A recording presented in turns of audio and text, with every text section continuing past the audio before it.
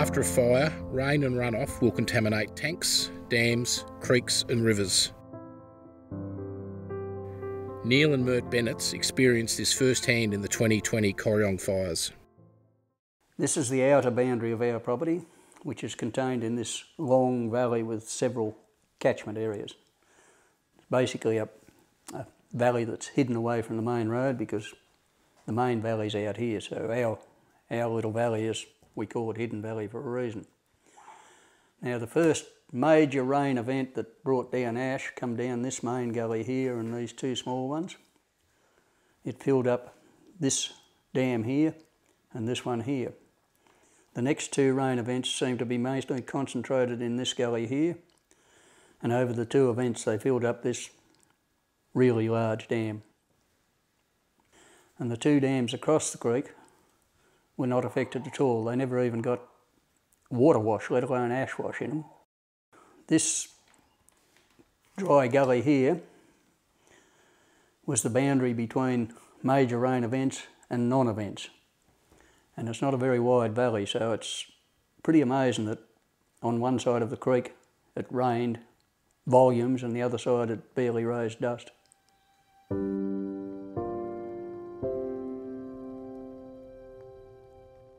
I mean, it's a year that changed a lot of our perceptions on things I didn't think would happen, yeah, or could, yeah.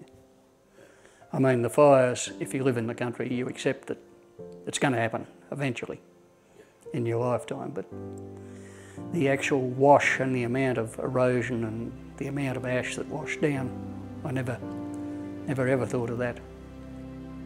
It'd come down like black porridge and a couple of metres high. We never thought those dams would fill with anything at all because they'd been established for nearly 30 years, mate. Yeah. And we'd never had any erosion events or anything like that.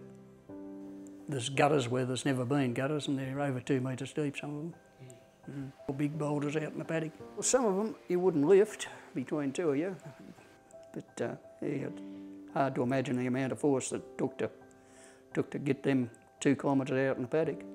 Yeah, I fixed one fence 3 times. The fence between me and my neighbour, yeah. Every time I'd stand it up, the rocks would come and knock it over again.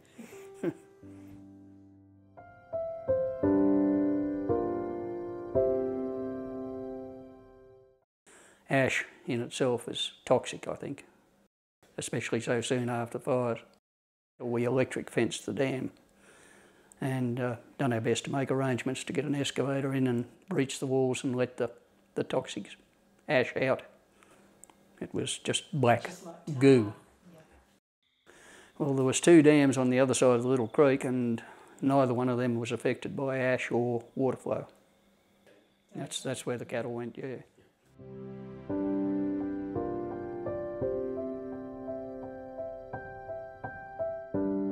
Well, the top dam, possibly that would fill again if there were more rain events, and that's when we decided to put the diversion walls in above the dam to protect that water source. We put 2, one above the other. It's really nice to know that this particular spring-fed dam, which is our major clear water source on the farm, is now protected from ash wash or any other flood event or fire event that happens. This little particular spring is one of the best on the property.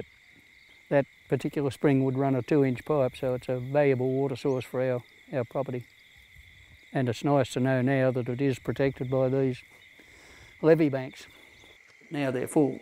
We don't have to worry about them having another event where they fill up with sediment or ash. It's nice to feel secure in your main water source.